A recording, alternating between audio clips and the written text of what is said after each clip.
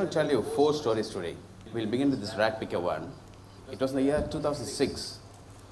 I was on my way to a political assignment somewhere near the town hall in Bangalore. I saw a rag picker with his wife, 2 kids, and a bunch of firewood. The moment I saw him, I've got this photographer's instinct, what you call the gut feeling. Something was telling me that, you're going to click something very important, very unusual today. So please hang on with this guy, don't go away. So I kept following him for about half a mile. Then came a traffic junction. This guy did not stop anywhere, he kept pushing the cart. I am following him. So then came the other vehicle. That vehicle happens to be the one that works for an orphanage, and those 2 boys are orphan kids. I just couldn't believe that I am photographing something, 2 extremely different contrasts. One about orphans, other one about a breadwinner who's a rat picker with his family. And there is an embedded caption along the vehicle saying, "Making hope work." Photography is all about a decisive moment. I almost rediscovered myself the fact that, every decisive moment is also a fleeting moment. It will neither wait for you nor it will reappear. So I took the camera, I started clicking, say around 5 or 6 pictures. By the time I clicked the 6th frame, the traffic light went green and all the vehicles started moving. And within a minute, hardly anything was left.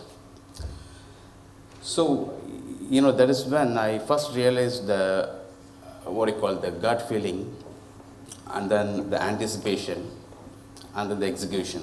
So I have read the theory of decisive movement many times, but the first time I felt in a street. So from a series of newspaper assignments, I've been working on this type of single image assignments for almost 1.5 years. But my mind was always drawn towards the narrative side of photography, what Time magazine and National Geographic magazine does in America. So I was, seeking inspiration, looking for the right type of story to begin with. And one fine day, sometime the end of 2007, I was again assigned by my newspaper to cover a documentary festival in Alliance Francaise, Bangalore. So one video clip that struck me. Usually press photographers, when they cover the assignment, they push off.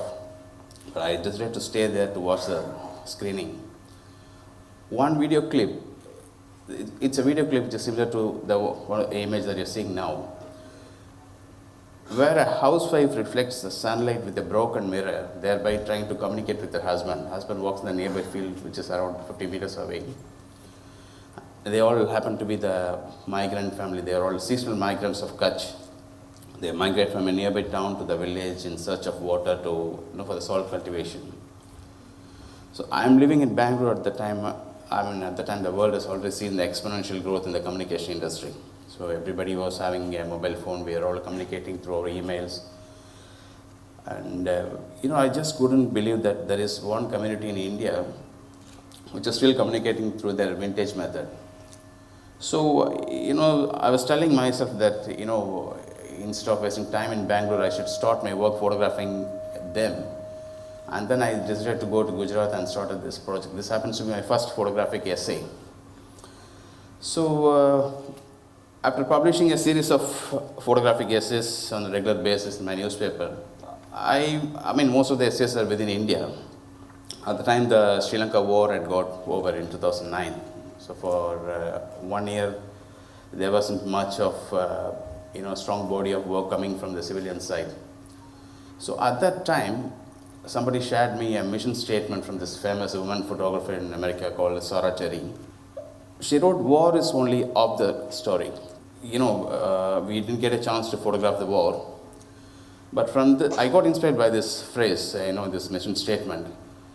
Then I started doing homework to tell the story of the civilian population in North Sri Lanka in a different way, not just random clicks in that war zone. Rather, I tried to bring the layers of information that is very specific to that conflict nation. So war is only of the story, so the post-war truth has to be brought.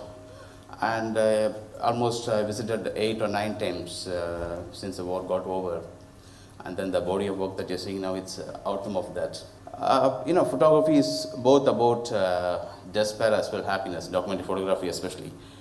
So I was, after covering a lot of political and human rights issues, I really wanted to take a break. I wanted to photograph something which is very colorful, the very contemporary India. So at the time, I met a mother in Bangalore. She's a techie, she works for an IT company. She was taking her children to a storytelling class. First time I was seeing somebody taking their kids to a storytelling class, I thought those days have gone. India is fast changing. Those days, children listen to their grandmother for the stories, but now we have an outlet for everything.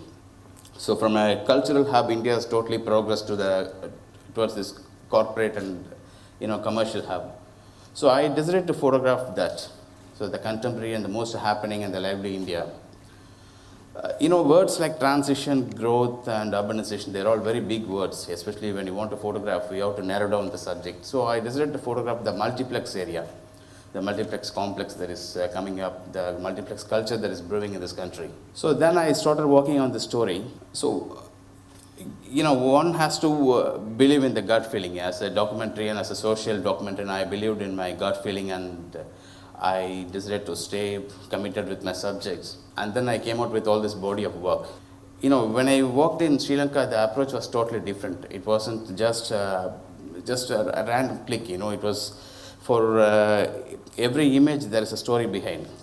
Each image was representing a big issue, one about war orphan, one about off widow, one about kindergarten which is run for the orphan kids, one about the former tigers who has been rehabilitated. So each layer of information was telling something about the very specific region.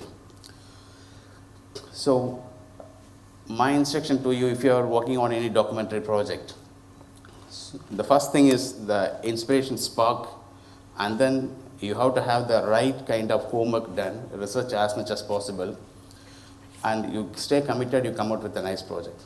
Thank you.